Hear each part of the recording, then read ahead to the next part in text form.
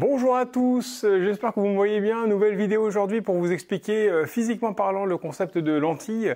Vous allez voir que finalement c'est un concept assez facile puisque en fait c'est simplement de la réfraction. Donc si vous avez suivi un petit peu le principe de la réfraction, on est bien sûr sur le même principe.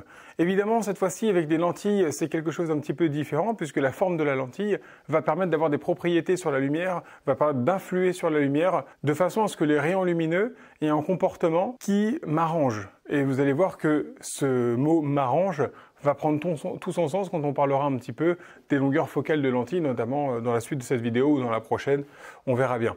Alors, ici j'ai une source de lumière. Cette source de lumière, elle me permet par exemple d'avoir des rayons lumineux qui vont tous être parallèles les uns avec les autres.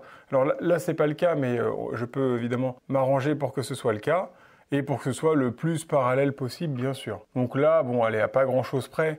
Je vais avoir des rayons qui sont tous parallèles. Une légère déviation, bon, évidemment, c'est pas parfait. Et donc, tous parallèles entre eux. Cet axe qu'on va définir ici par ce parallélisme, ça va être en fait ce qu'on va appeler l'axe optique. On en parlera quand on fera le schéma, bien sûr. Je vais mettre sur le trajet de cette lumière une lentille. Donc, le rôle d'une lentille, finalement, c'est pas très compliqué. C'est rien de plus qu'un bloc de plexiglas dans l'histoire, mais bien sûr ça pourrait être un bloc de verre ou n'importe quoi d'autre. Et ce bloc, à l'intérieur, donc c'est que du plexiglas, il est transparent.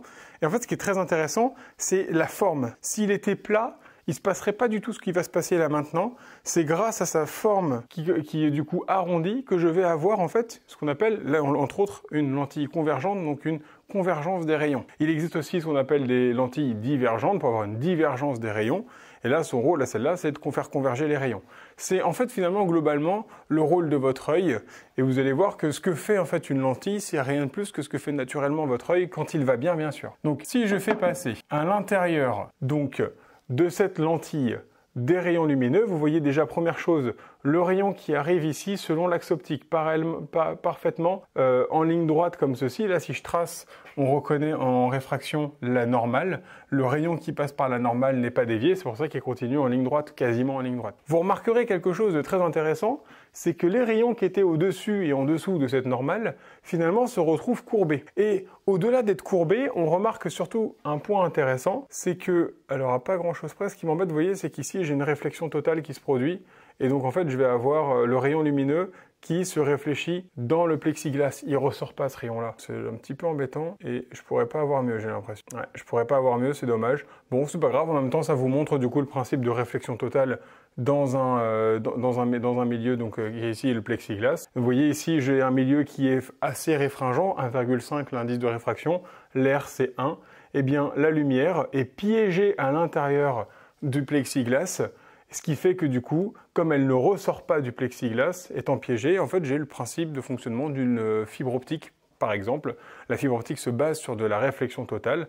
J'ai un milieu transparent, mais qui ne laisse pas, vous voyez, ici, je ne vais pas avoir de lumière qui sort, qui ne laisse pas sortir la lumière. Elle est emprisonnée et elle pourra continuer comme ceci à l'infini par des réflexions successives. Alors là, vous voyez par contre qu'elle finit par sortir là, mais évidemment, si ma lentille était plus grosse ou éventuellement que je m'arrangeais pour avoir une forme particulière, elle ne pourrait pas sortir. Bon, c'est pas ce qui m'intéresse là, mais bon, c'est toujours intéressant de voir le principe de réflexion totale, bien sûr. Ce qui va m'intéresser moi, c'est qu'effectivement, tous les rayons qui ressortaient parallèles repartent tous, à pas grand chose près, bien sûr, en un seul point qui est ici. Ce point, on va l'appeler F'. Foyer focal image de la lentille. C'est un point qui est imaginaire. Vous voyez, il n'a pas de réalité physique au sens matériel du terme. C'est pas un point, c'est pas un objet ni quoi que ce soit. Mais il a une réalité finalement parce que ce point-là existe vraiment. Tout rayon qui arrive parallèle à l'axe optique repart en un seul point au foyer image de la lentille.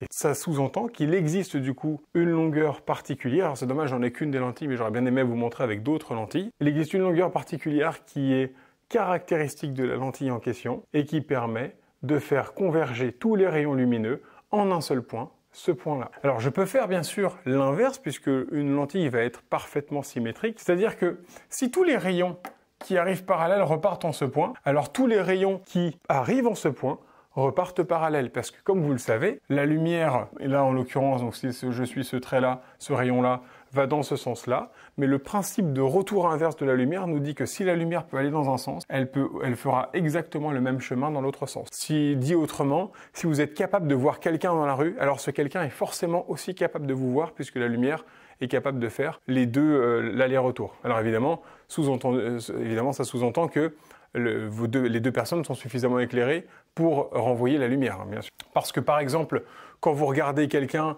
donc vous êtes dans une pièce éclairée, vous voulez regarder quelqu'un qui est dans une pièce sombre, vous ne le voyez pas. Pourtant, la personne qui est dans la pièce sombre vous voit très bien, normal. Vous êtes éclairé, vous réfléchissez beaucoup de lumière. La personne qui est dans la pièce sombre, elle n'est pas réfléchie, enfin n'est pas très éclairée, donc ne réfléchit pas de lumière, donc vous ne la voyez pas.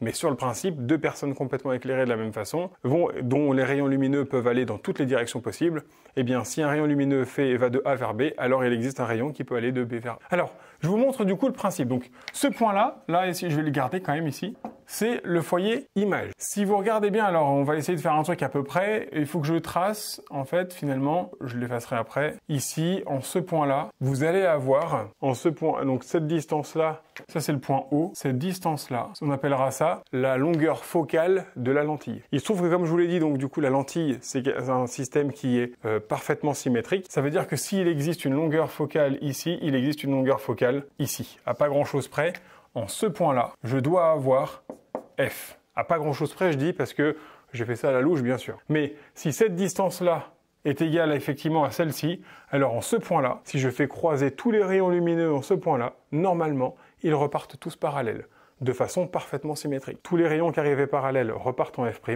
donc tous les rayons qui arrivent en F repartent parallèles. Regardons si c'est le cas. Hop, voilà, est-ce qu'il m'en manque un? Il m'en manque celui du bas. Non, c'est pas lui. Et voilà. Alors, c'est pas parfait, hein, vous voyez, du coup, là, j'ai pas quelque chose de parallèle. Donc, je vais faire en sorte que ça ressorte parallèle. Ce sera pas tout à fait à mon point F, mais comme vous le savez, évidemment, c'est pas parfait puisque j'ai fait ça à la louche. Donc, je fais en sorte que tout ressorte parallèle à l'axe optique. Voilà. Hop, ici, pareil. Lui, voilà. Allez, à pas grand chose près, tous les rayons ici ressortent parallèles suite à ma lentille. Et comme vous le voyez, bon, c'est un petit peu décalé par rapport à ce que j'avais prévu.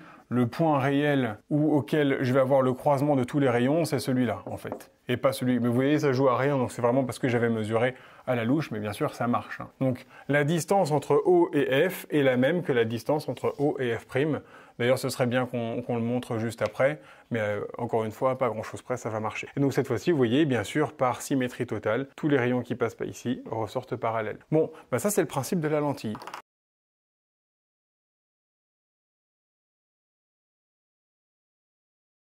Tout rayon qui arrive tout droit, là, du coup, le long de l'axe optique, et donc en fait qui passe par le centre optique qui est ici le point O, n'est pas dévié. Je vous le montre par exemple, je vais faire ici, donc je vais éteindre tous les autres. Hop, comme ça, il y aura moins de pollution. Et tel quel, lui. Ah non, lui, je suis obligé de le garder, celui qui est au centre. Ok.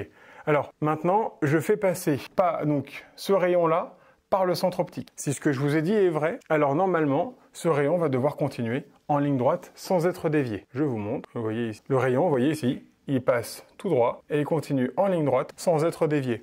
Si je ne passe pas par O, vous voyez tout de suite là, la déviation, ça c'est la réfraction. Hein. Là, j'ai un rayon réfracté. Là, j'ai un rayon réfracté. Hein. Je change de direction. Là, j'ai un rayon. Alors là, j'ai du coup à l'intérieur, je vais avoir une réflexion totale. Je peux faire en sorte que cette réflexion totale, vous voyez, donc là, s'arrête ici, mais je peux faire en sorte qu'elle continue. Là, j'ai réflexion. Alors, bon, je peux plus là. Réflexion, réflexion, réflexion. Bref, le long de mon cylindre, de ma lentille. Donc, par contre, si je passe par O, je ne suis pas dévié. Donc là, je vais essayer de vous en faire un. Je vous en fais un deuxième. Hop, qui passe par O, qui n'est pas dévié. Alors, lui, j'ai un petit peu plus de mal. Voilà. Il passe bien par O. Il n'est pas dévié, il va tout droit. Voilà les trois principes de la lentille. Si ça c'est compris pour vous, vous voyez physiquement c'est réel hein, ce que je suis en train de vous montrer. Donc ces points-là n'ont pas d'existence physique et pourtant ils existent au sens que effectivement il existe un point imaginaire pour lequel je vais bien avoir quand les rayons lumineux se croisent ici, ils repartent tous parallèles. À l'inverse, quand ils arrivent tous parallèles, ils repartent tous en F'. Et tout rayon qui passe par le centre optique n'est pas dévié.